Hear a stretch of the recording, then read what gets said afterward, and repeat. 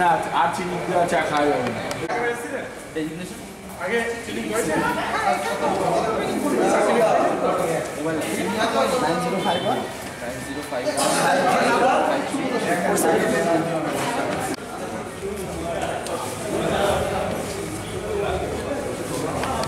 শক্তিশালী করতে হবে। খুব বেশি ট্যাক্স হয় না, কিন্তু সেটাই আমাদের অনীহা। বিভিন্ন রকম ছুতানতা।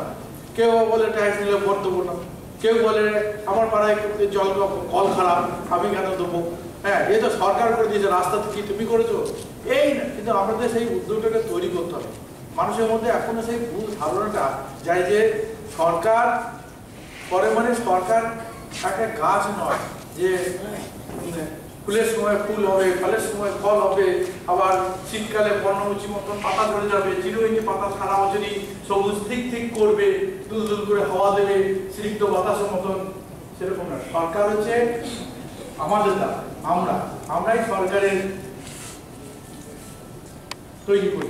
বিশেষভাবে জোর দিয়েছিলাম, যেটা রাজ্য স্তর এবং জেলা স্তর থেকেও স্যারেরা চাইছিলেন, অর্থাৎ ই গ্রাম স্বরাজ পোর্টালে কি করে গ্রাম পঞ্চায়েত পরিকল্পনা চূড়ান্ত হয়েছে, গ্রামসভা শেষ এবং সেই গ্রামসভা থেকে পরিকল্পনা বাজেট চূড়ান্তর পরে যে কাজটা, যেটা হচ্ছে সব থেকে মানে আমরা সেই মে মাসের গ্রাম সংসদ ভিত্তিক সমন্বিত থিম ভিত্তিক যে উপসমিতি পরিকল্পনা ভিত্তিক পরিকল্পনা, গুরুত্বপূর্ণ বিষয়টা বর্তমানে আমরা জানেন যে এই নিজস্ব তহবিলের সংগ্রহের বেশিরভাগ কাজটাই এখন অনলাইনে হয়ে যাচ্ছে। মানে আমরা যে ট্যাক্স এবং নন ট্যাক্স যে ক্ষেত্রগুলো থেকে আমরা আদায় করতাম ট্যাক্স, বেশিরভাগ অংশটাই এখন অনলাইনের মাধ্যমে আমাদের সংগ্রহ করতে হচ্ছে। তার পদ্ধতি অনেক চেঞ্জ হয়েছে, মানে সেটা নিয়ে আমরা হয়তো যেহেতু প্রথম শুরু হচ্ছে অনেক কিছু সমস্যার মধ্যেও পড়ছে, সেই সমস্যাগুলো নিয়ে আমাদের আজকে আলোচনা হবে। আমাদের লাঞ্চের পর এই সেশনটা হবে, যেগুলো টেকনিক্যালি যে বিষয়গুলো নতুন বিষয়গুলো আছে এই বিষয়গুলো নিয়ে আলোচনা বা আমরা যে সমস্যাগুলো থেকে বেরিয়ে আসি, কোন আইনের বলে পারবে, কিভাবে পারবে, সেই বিষয়টা একটু আলোচনা করছি।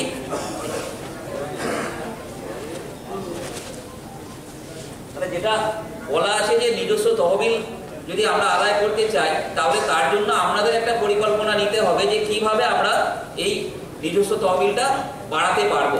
মানে আমাদের সংগ্রহের পরিমাণটা যদি বাড়ে, তার জন্য আমাদের একটা প্ল্যানিং করতে হবে যে এটা কিভাবে বাড়ানো যায়। মানে আমরা যেভাবে আদায় করতে চাই এবং আদায়ের যে টার্গেট, সেই টার্গেটের মধ্যে আমাদের একটা পরিকল্পনা গ্রাম পঞ্চায়েতগুলোকে নিতে হবে যে প্রতিটা গ্রাম পঞ্চায়েতের কিভাবে নিজস্ব তহবিলটা আদায় করলে বিগত বছরে যত টাকা আদায় করেছিলাম তার চেয়ে আমরা একটু বেশি আদায় করতে পারবো। এটা একটা উদাহরণ দেওয়া হয়েছে, যা থেকে আমরা একটা ভেটিং করার জন্য জেলা পরিষদে পাঠিয়েছিলাম, ওটা সংস্কার করার জন্য, এবং তাতে আমার অনুমান বাড়বে। কিন্তু আমার জেলা পরিষদ থেকে ওটা ভেটিং করে দেওয়া হয়নি। এই সম্বন্ধে কিছু বলুন। আপনার ভিত্তির যে গাইডলাইন আছে, মানে পুকুর সংস্কার করতে পারবেন, ভিত্তির যে গাইডলাইন, মানে কোন ফান্ড থেকে আপনি নিচ্ছেন, কোন টাকা থেকে, ডাইরেক্ট না আনডাইরেক্ট, ওটা দিচ্ছে না বা ওদের নাগাল পাওয়া যাচ্ছে।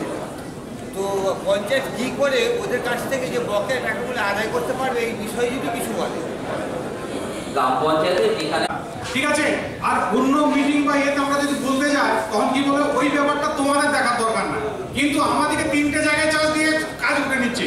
আপনি এমন একজন সেক্রেটারি দেখাতে পারবেন তার ডুয়েল চার্জ নেই, এমন একজন এক্সিকিউটিভ অ্যাসিস্ট্যান্ট আছে তার ডুয়েল চার্জ নেই।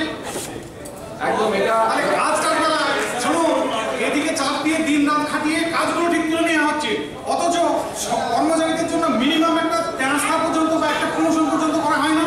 কাজ হবে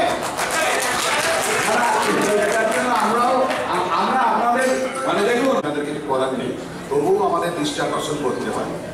এই যে 53টা মনে হচ্ছে গ্রাম পঞ্চায়েত টার্গেট ফিল করতে পারেনি, ফেল করেছিল। কিন্তু বিষয় হচ্ছে যে আমরা এবছরে যেটা করব, পরের বছরে তার থেকে যেটা 5% না 2% বেশি করতে হবে। কিন্তু আমরা গ্রাম পঞ্চায়েত যখন আমাদের হেডেতে বিজনেস রেজিস্ট্রেশনটা আমরা দিতাম, তার সাথে আমরা একটা ডোনেশন নিতাম। ঠিক আছে, ডোনেশন ইজ নট ম্যান্ডেটরি নয়, কিন্তু আমরা নিতাম।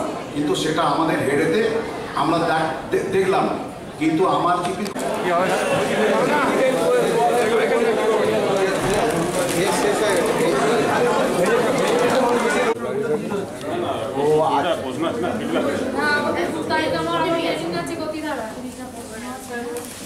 আবার করছে কিনা আসতে আসবে চিন্তা করে নিয়ে আমন্ত্রণপত্র দিয়ে দিয়েছে পরশু দিন ওয়েব পোর্টালে দিয়ে দিয়ে পরশু দিন তো আপনার কত প্রায় কালকে আমাদের একটা কিছু হয়েছে না আর কি আছে